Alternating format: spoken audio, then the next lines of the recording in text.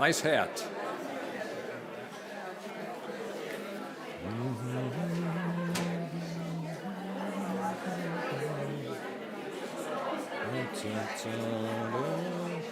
It's time.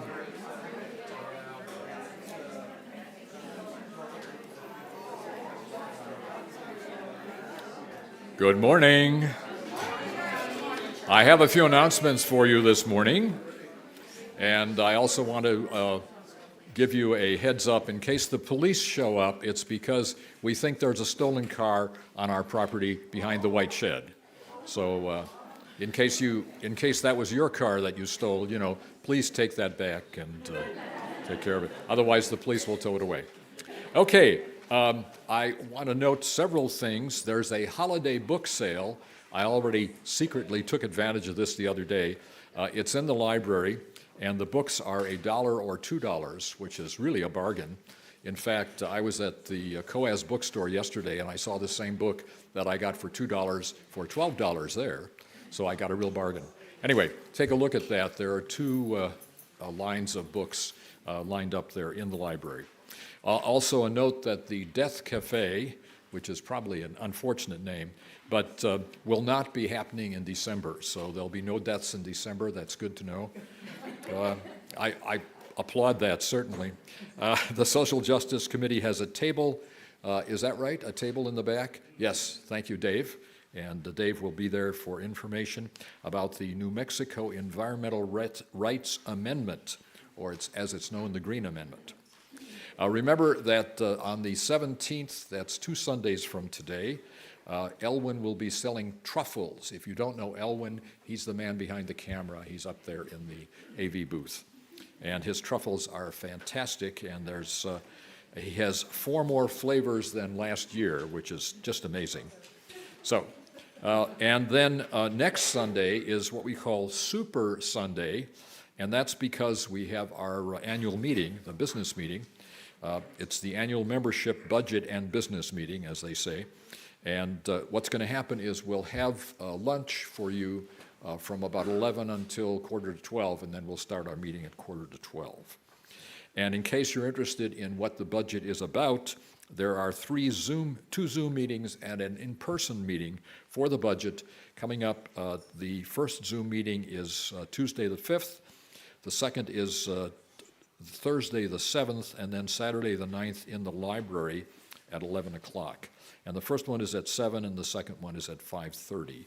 And that link is probably in something you've already received. All right? And finally, there's an RE donation drive. You may have seen the basket in the foyer.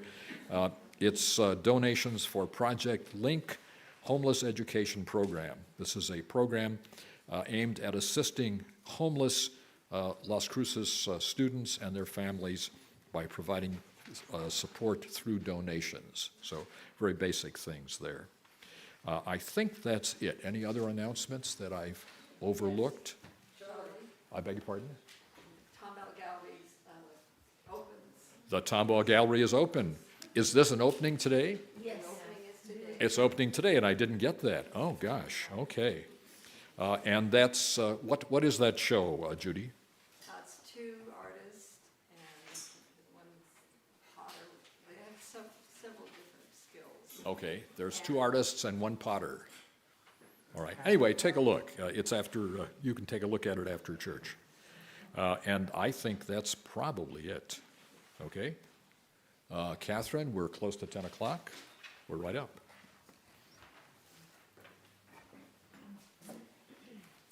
Good morning and welcome. So good to see you this morning. I'm Catherine Massey, Director of Music, and delighted to be with you today.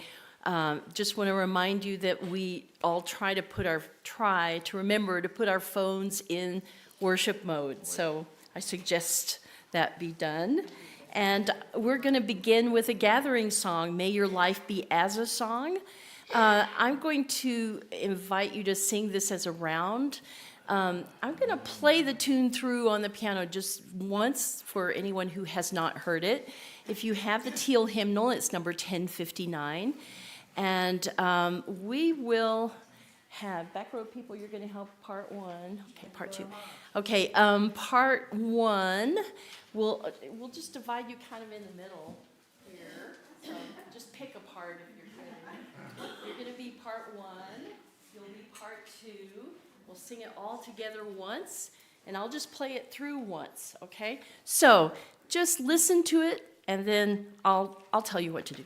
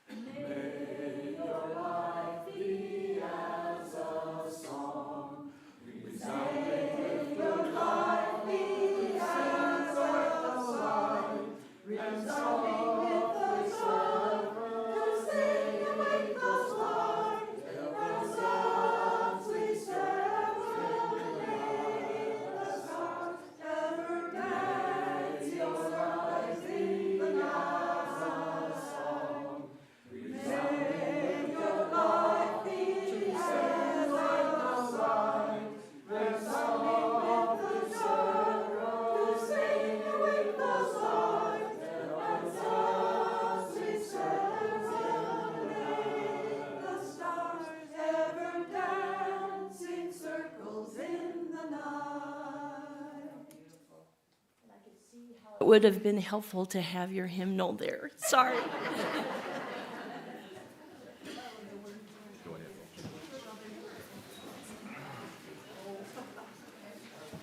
Good morning. Opening words this morning are by Gwen Matthews, adapted a little bit by me, and it's called "You Are the Holiday Miracle." As December opens up before us, we welcome in the gift of reflection. We turn toward our holiday celebrations and search for common threads of meaning. We begin with the Yule, the winter solstice, and we're invited to explore duality, cycles, and seasons, and to witness the Holly King being overcome by the Oak King. Yule reminds us that we all partake in the miracle of renewal. Hanukkah, the festival of lights, commemorates a time of miracles when the faith of the Jewish people sustained them to reclaim their holy temple and keep the light of the menorah burning for 8 days. Christmas, the celebration of Jesus' humble birth in a manger, offers us to revisit the miracle of birth and the desire to find saviors to heal the scars of humanity. Here in your church, I have learned from my friends Nancy and Charlie, you are just as much a holiday miracle as the turning of the earth, as persistence and dedication to a faith, as the creation of each new life. They see the love you give to others, the space you create to hold one another's joys and sorrows, and the generosity and spirit you entrust to this community. And that makes you a holiday miracle. This community is one of miracle makers.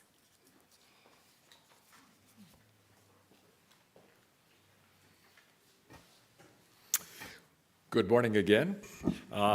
This is a welcome to the Unitarian Universalist Church of Las Cruces. We welcome those of you who are in our sanctuary, especially the children, and those who are joining us today on streaming technology. My name is Charlie Scholes. I'm your service associate. You've already heard from our service leader, Reverend Paula Maiorano. She's a UU minister from Delaware, a good friend of Nancy and myself. Paula and my wife went to seminary together. Our music today is provided by the UUCLC choir and, of course, our wonderful music director, Catherine Massey. Yay! You can applaud that. Yes, thank you. Our tech people today are Elwin Nunn on camera, Mike Yazko on streaming technology, and Claire Neal Wallace on audio. And they're back there in that little, what should I say? The tech desk, yes. Our greeters today are Carol Stanfield, Jack Welch, and Gail Trantham. The chalice table was created by Jillian Lang and Diane Lee, and hospitality today, which I'll talk about in a moment, is offered by the Board of Trustees. We're all happy to see you here today. The Committee on Ministry, we're doing next week. I beg your pardon? We're doing next week when it's Super Sunday. Oh, the Committee on Ministry, this is a special announcement now. The Committee on Ministry is doing next week's hospitality. This week's hospitality. I'm totally confused now, I was told it was the Board of Trustees, but it's not. It's the community. We switched because we wanted to do Super Sunday next week. I see, okay. There will be goodies. Okay, I'm getting a lot of comments from the peanut gallery here. We're all delighted to be with you anyway. And there are seats down front. I know it's... I see people wandering around in the foyer there. I know it's very common when you come to church is to get a good back seat if you come early, right? We used to do that in class too, but you don't have to do that here. Okay. The Unitarian Universalism has no creed or dogma, We're a covenant-based church. And that means we agree to live in relationship to one another, using the Unitarian Universalist principles and our congregation's covenant of right relations. We embrace diversity in all its forms. Everyone is welcome here. You can learn more about our church at our website, uuchurchlc.com. Now, if you're visiting today, we'd like to meet you. If you're in the sanctuary, just rise in body or spirit and introduce yourself by telling us your name and where you're from. But wait until I bring the mic to you, okay? And the mic is on now. Mr. Audio Man, yes, the mic is on. Okay, visitors. We have a bunch. Very good. Sir. Yeah, bad knees. No, I'm good. It's actually been 10 years since we've last been here. My name is Norman Skip Bailey. I'm originally from the Boston area, Boston, Massachusetts. And at the time we came here last time, I was working, but now I decided, maybe it would be great to reconnect because now I'm retired. So, and that's all I have to say. I'm a man of few words. I'm Norman's wife. My name is Mary Armstrong. I was born and raised in Iowa, educated there as well, graduated at Iowa State with a degree in landscape architecture. I'm a retired golf course architect, and I am also an author. Welcome. Welcome. James, are you considering yourself a visitor again? I guess so. I'm a visitor again. I'm Nancy Anderson's son, James, from the Denver metro area. Thank you, James. I'm Don. I'm here visiting my daughter and helping her out for a week, and then I'll be out again. I won't bother you. Nice to see you. Yes, ma'am. Hi, I'm Lydia. I'm visiting with my friends that were sitting here next to me in Las Cruces. I currently live in Richmond, Virginia, and but I'm not from there. I'm from Puerto Rico, so. Welcome. I'm the friend of Lydia, Beth. The one you're visiting, yes. Well, it's good to know. Anyone else? All righty.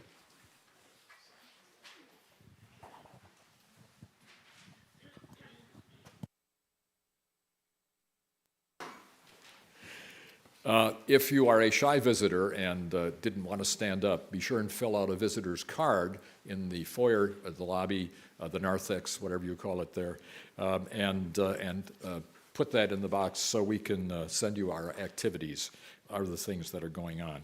And join us after the service in the down the breezeway to the RE building for coffee, cookies, and conversation.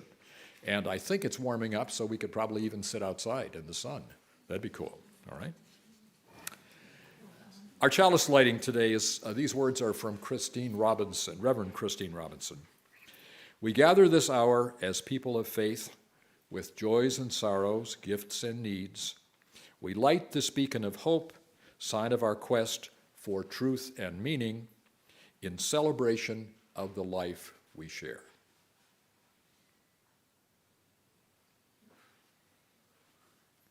Would you please rise in body or spirit and join me in the recitation of the covenant? You'll find the words on the screen. And remain standing while we sing the doxology in English and Spanish. Love is the doctrine of this church. The quest of truth is our sacrament, and service is our prayer. To dwell together in peace, to seek knowledge in freedom, to serve others in community, to the end that all souls shall grow into harmony with creation. Thus do we covenant with one another.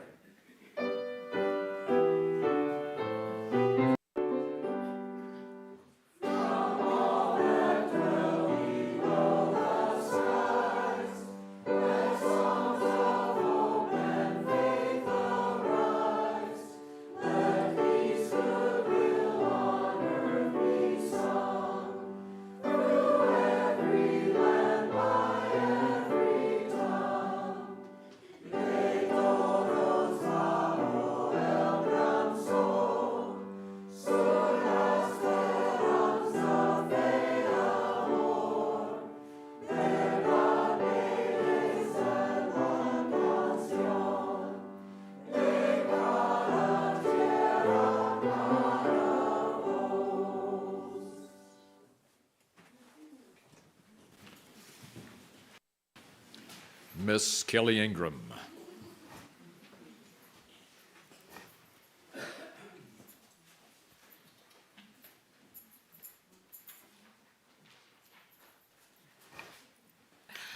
Good morning, church. Good morning. Happy sunny Sunday in December. Aren't we blessed in this desert? This morning I'm reading The Power of One, Every Act of Kindness Counts. Sometimes one can feel like a sad and lonely number. But don't let this little number fool you.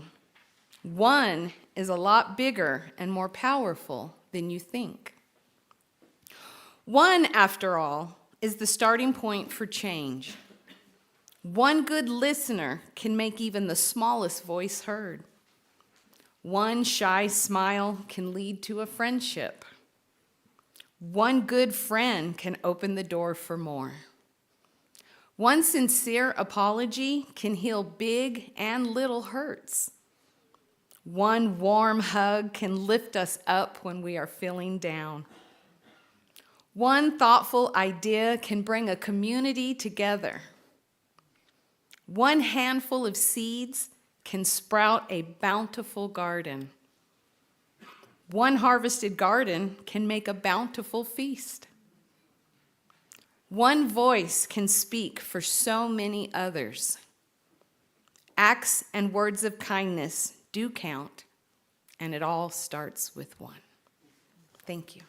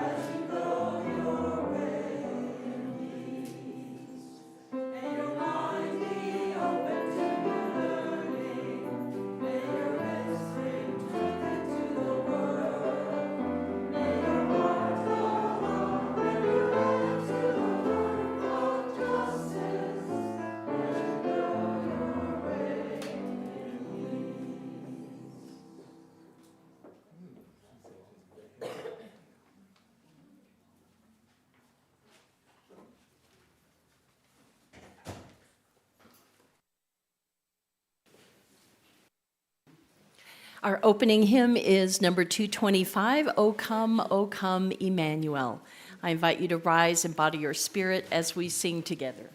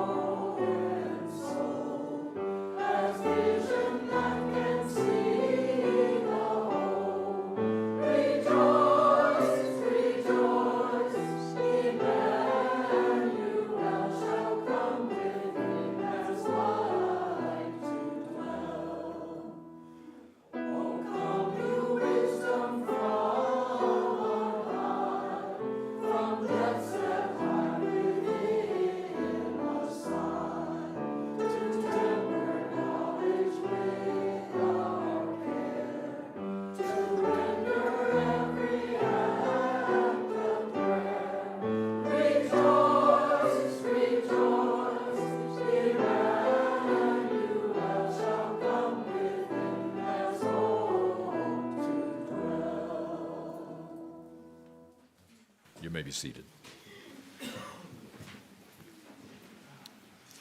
One of the ways we support each other in community is through the sharing of joys, sorrows, and milestones. In these challenging times, it's crucial that we make attempts to stay in contact with one another. So if you have a joy or a sorrow or a milestone you'd like to share with the congregation this morning, please raise your hand. I'll bring the mic to you. State your name and tell us what is in your heart. Are there any joys, sorrows, milestones this morning? I see a number. Okay. Let's start here.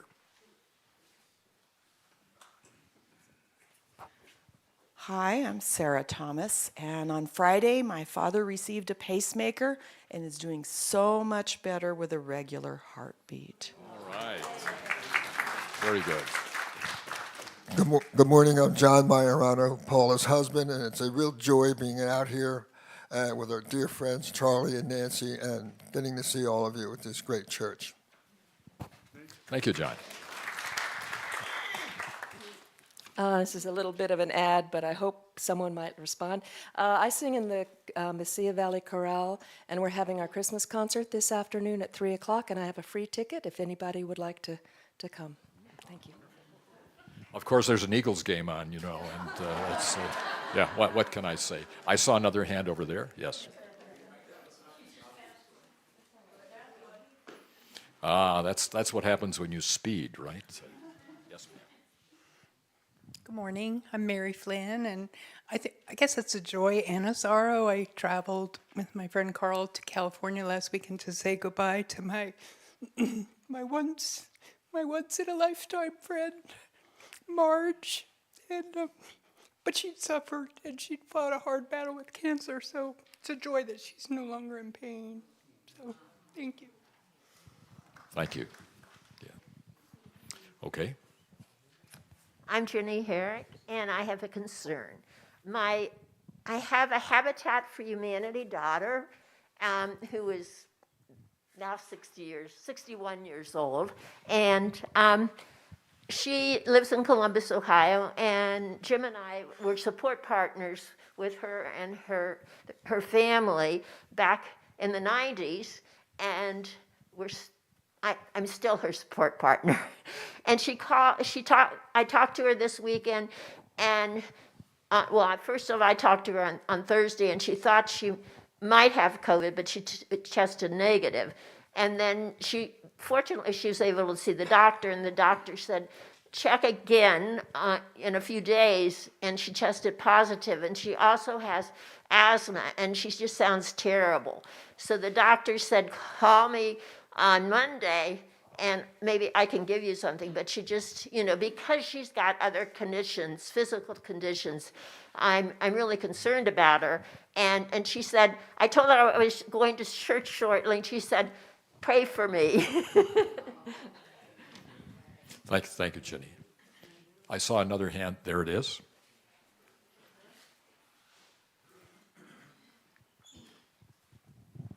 So I'm Laura. My mom in Arkansas is responding to chemotherapy. That's good. And my husband seems to be a long hauler for COVID. It's mild, but it's still here since July. But he's getting better too. So, yippee. Indeed, yippee. Other joys, sorrows?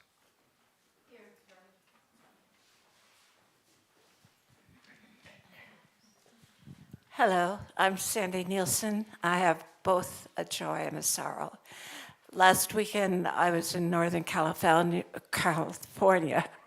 for my younger brother's celebration of life ceremony.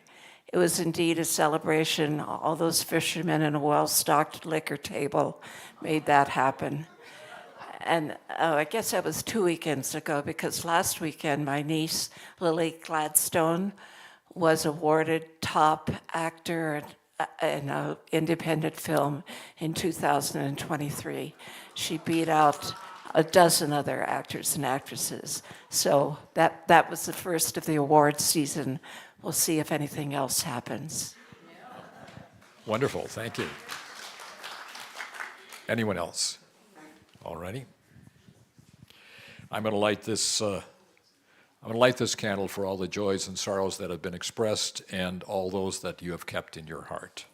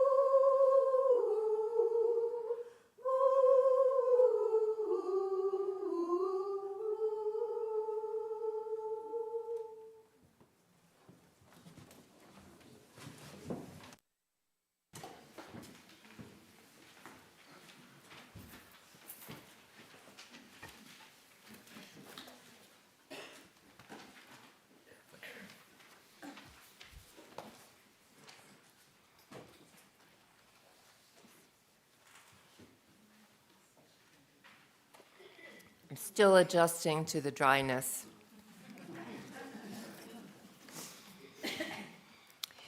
It's such an amazing honor to be in your pulpit again after so many years. I participated in the installation of your minister emeritus and my friend and colleague, Nancy Anderson.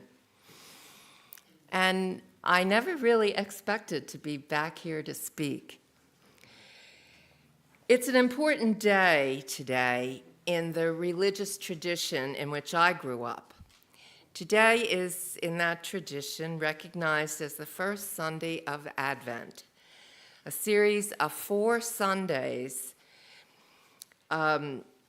providing a month to prepare heart and hearth for the celebration of the Christmas possibility of peace on earth, goodwill to all. Today's season of peace on earth reveals the disparity between life as we know it and life as we want it to be in our world. Peace on earth is still only a hope, a vision, a dream, the impossible dream, if you will. There's a wonderful Zen story about the big and powerful samurai who once went to see a little monk. "Monk," he said in a voice accustomed to instant obedience. "Monk, teach me about heaven and hell." The monk looked up at the mighty warrior and replied with utter disdain, "Teach you about heaven and hell? I couldn't teach you about anything. You're dirty. You smell. Your blade is rusty. You're a disgrace, an embarrassment to the samurai class. Get out of my sight. I can't stand you." The samurai was furious. He shook with speechless rage, becoming all red in the face. Drawing out his sword, he raised it high, preparing to slay the monk. "That's hell," said the monk softly. The samurai was overwhelmed.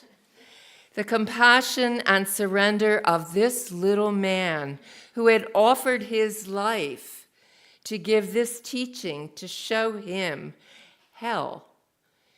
He slowly put down his sword, filled with gratitude, and suddenly also filled with peace. "And that's heaven," said the monk again softly. In her preface to her award-winning book, Storycatcher, Christina Baldwin records another story which is similarly thematic regarding the humanity of the other. Perhaps you're familiar with it. On Christmas Eve in 1914, you know this one?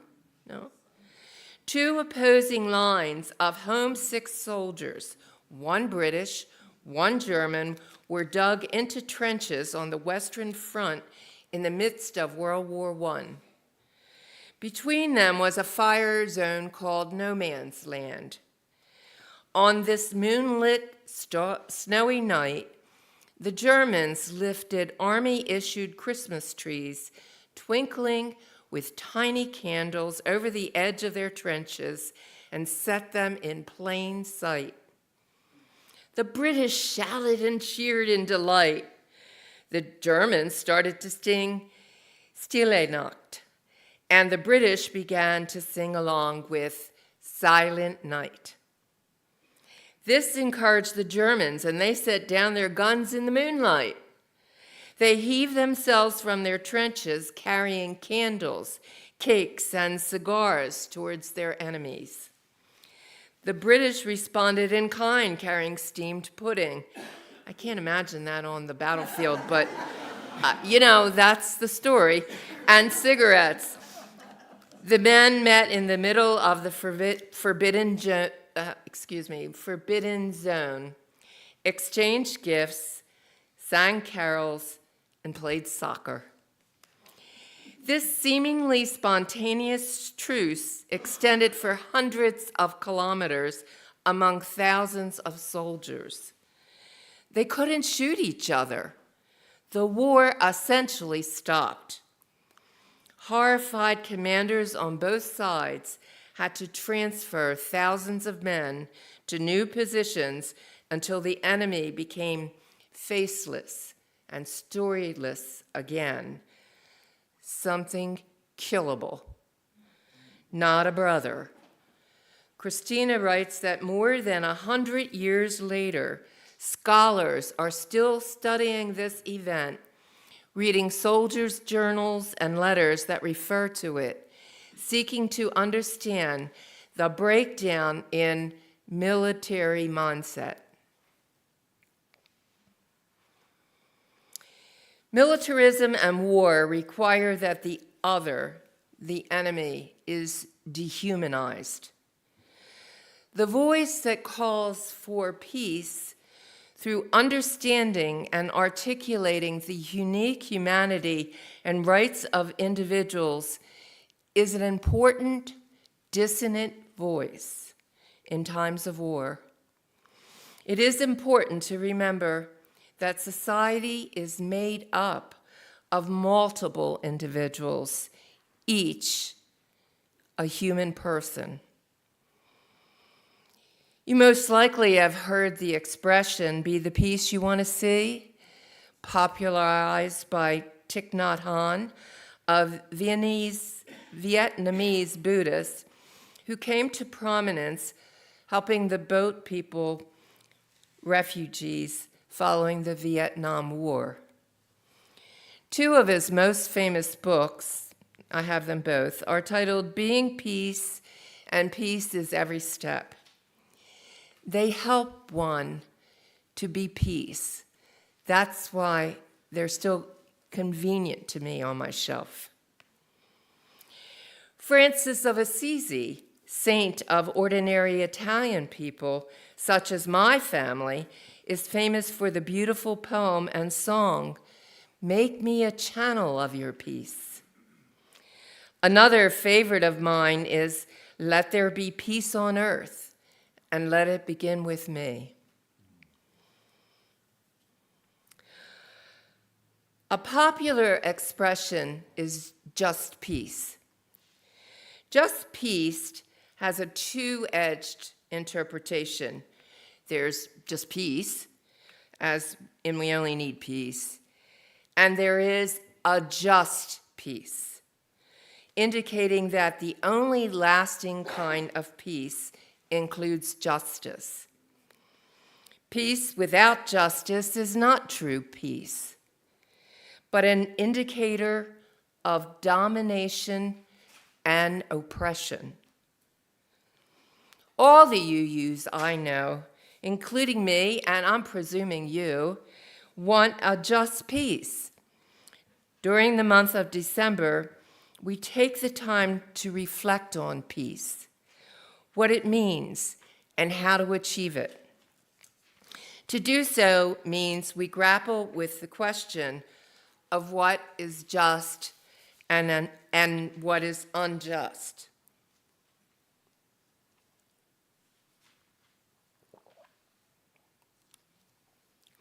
For just one example, the ever-expanding disparity between the wealthy and the poor of this country is unjust. It is not just political rhetoric to be outraged about 10% of our population controlling almost 70% of our wealth, while the bottom 50% controls a mere 2.5%. Such polarity is similarly unjust and continues to lead to national dis-ease. It is an enormous problem in this country, and I, for one, think it's part of the driving polarity that we experience.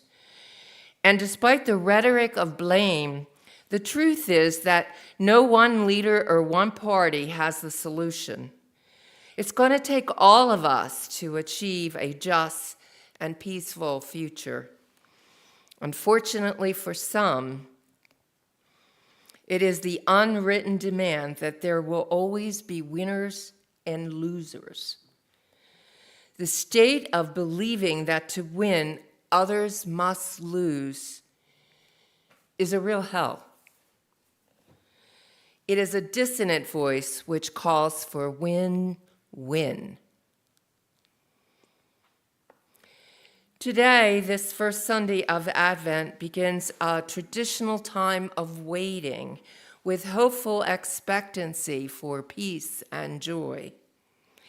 Each day grows shorter, each night longer. Every day the sun comes up further south. All at once in 3 weeks, less than 3 weeks actually, it will seem as if the sun just stops, then changes directions, again migrating north. On every continent, humans are still amazed by this cycle of life. Our ancestors built monuments such as Stonehenge in England, just to celebrate that solar moment of pending return. Mathematical cosmologist Brian Swim suggested some years ago in a film from the series Canticle to the Cosmos that the human species is that species which cannot get over the wonder of awareness. We're the ones who take notice of the sun and are just amazed. Awareness, stunned by itself, leading to the human adventure. The human adventure is a risky adventure, to be sure. For humans had to be profoundly different from other species for that awareness to come about. Humans don't usually act with instinctual patterns. Instead, we have a deep, deep biological creativity.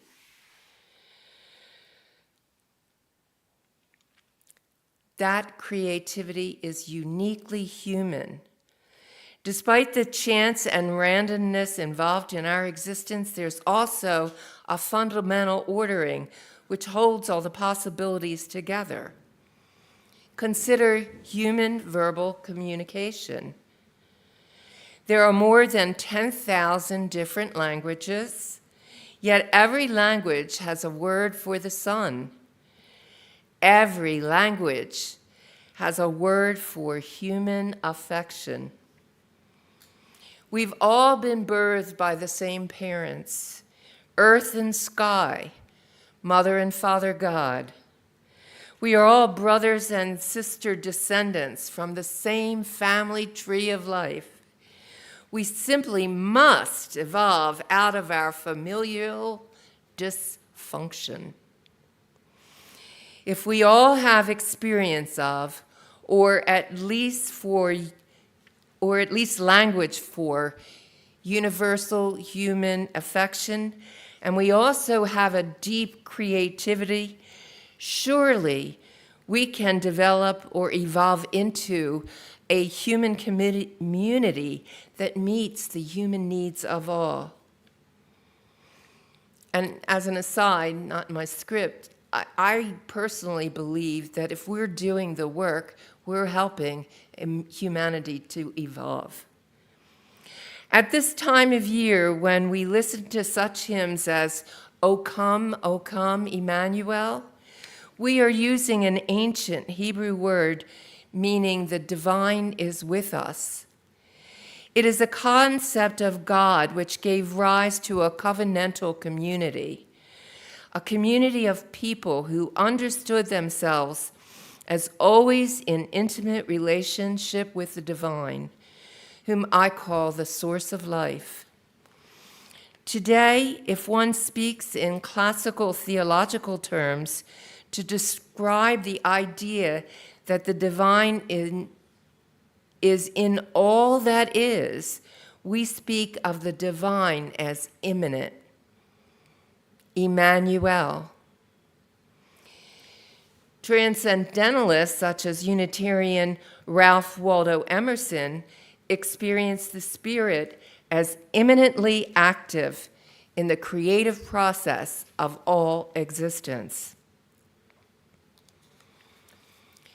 Another ancient Hebrew word, Yahweh, is best translated, I will be who I will be. Yahweh expresses God as dynamic, continuously involved in a self-creative process of becoming. My observation about Unitarian Universalists is that as a community of religious people, we are intensely interested in learning and in spiritual growth, largely buying into this notion of continuous creativity. But are we also aware of ourselves as participants in a covenantal community? We might ask, with what community are we covenanting besides our own? The newest expression of our UU values, awaiting a second vote at our next General Assembly, roots our values in love. Justice and interdependence are two such values, so rooted in love, which state that we are covenanting to hold sacred and treat justly the world with which we interdepend. Just as the UU covenant is evolving, so have my own ideas about community evolved. My early community was Italian Catholic. All my grandparents were immigrants. Life was hard. Survival depended on family and friends. We were the outsiders, so Italians took care of their own. Yet, college for me would have been out of the question without a federal grant, which made it possible. Somehow, there were people of whom I was completely unaware who chose to govern our country in a way that affected my life, changing it forever for the better. And I am and will be forever indebted to their vision of community. I couldn't be standing here without it. But social welfare policy, whether past or present, does not alone solve the dilemmas and ills of today's society. The sun's retreat is no longer a mystery, but the mystery of why there is injustice remains. Our eyes search through the darkness for the lights of goodness. Often we find comfort in the light of candlelight, firelight, or starlight. And of course, the light of our burning chalice. Emerson stated that when we look at the stars, we see the perpetual presence of the sublime.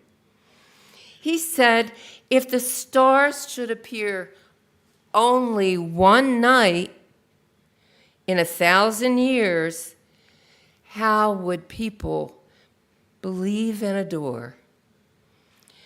Process theologians named this awareness of sublime presence creative reflection.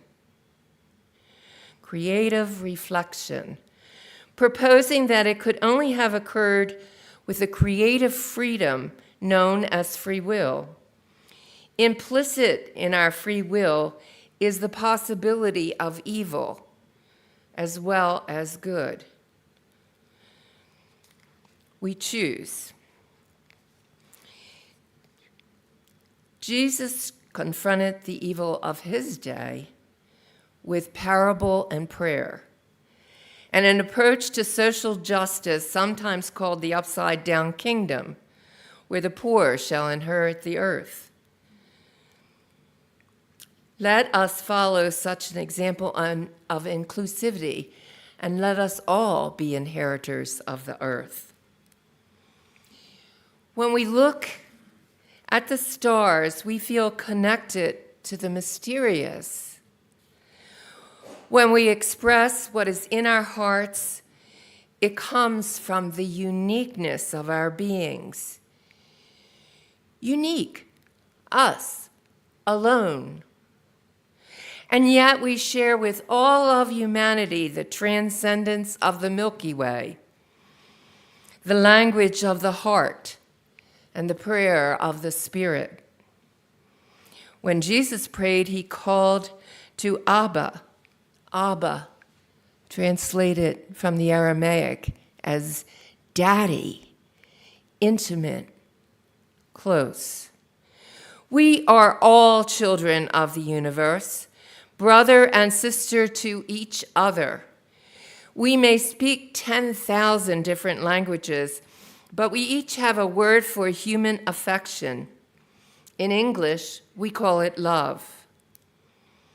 And so this morning, on what has in our earlier tradition, because we came out of Christianity, been called the beginning of Advent, we light a candle to kindle the spark of love, with the hope that the returning sun will bring a just peace and joy.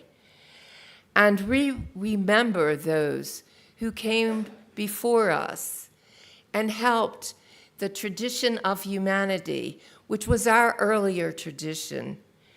And now, as we evolve, we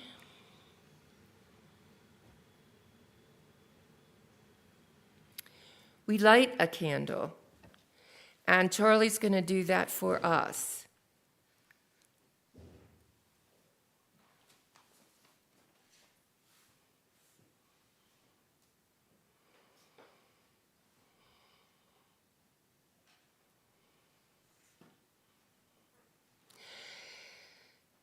Our candle joins the lighting of candles all over the world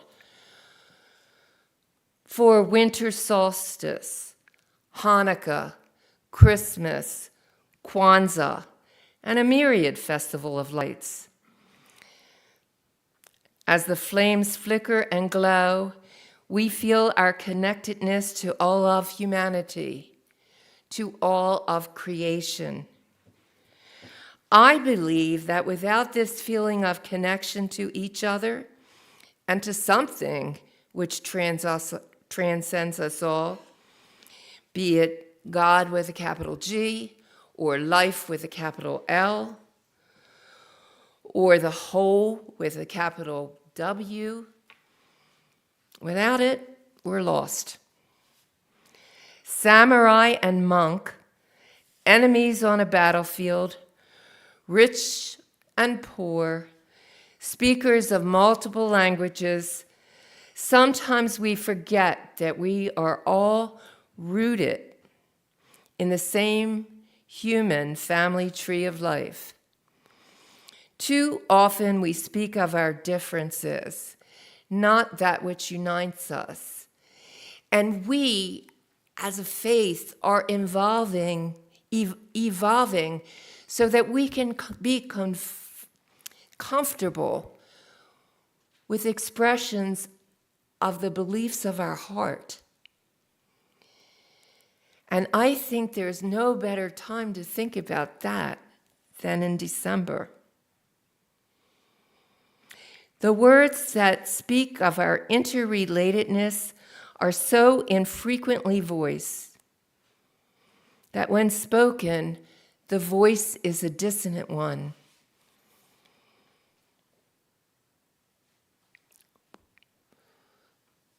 It is this dissonant voice which will gift the world, not just during the holidays, but all year, every year. As we prepare for the coming holidays, Let us vow to bring this gift of a dissonant voice not just to our community of family, friends, and church, but to the broader community, especially in political discourse and advocacy. Let it be this dissonant voice of relationship and interconnection which inspires us to engage with the problems of today with creativity and goodwill. Let us speak with a vision of community which embraces our connection and relatedness to the all with a capital A. We have been given the blessing of wonder, of amazement, of love. So even if we're seekers and don't have the answers, we should be able to trust ourselves to learn and grow and find real, lasting, significant, and just solutions on our journey through the cosmos. And in the words of our little monk, that's heaven. Amen. Blessed be. Shalom. Shalom. Ashe. Namaste. May the divine in me bow to the divine in you.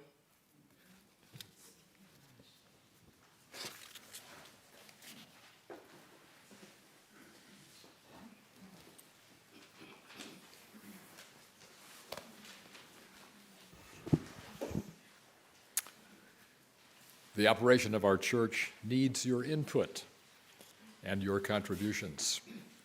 This is a perfect time to think about what you can give back. And in a moment, the greeters will pass among you with the offering baskets. But before they do that, I should remind you that we support organizations identified by our Social Justice Committee with our Change for Change program.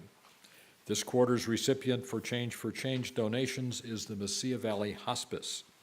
You can give to them by putting your change in the basket or writing Change for Change on the note line of your check. Please give generously.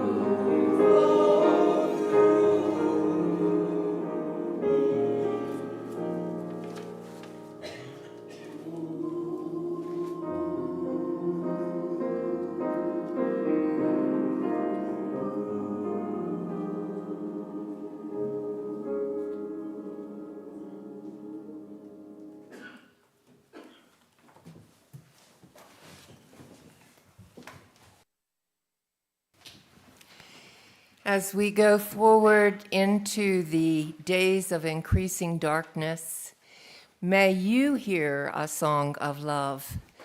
May you feel at peace, comforted by the lights in the darkness, including the light that is you. Remember, you are a holiday miracle. And now I think we're going to sing 334, When Shall We Learn? I've never sung this, and I read the words when it was told to me, and it was amazing. Please rise and bow to your spirit.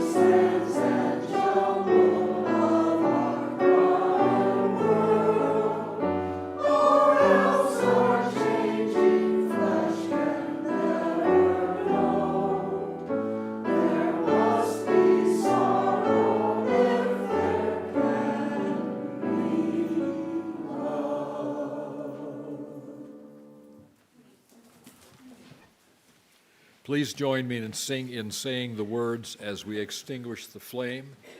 The words are on the screen. We extinguish this flame.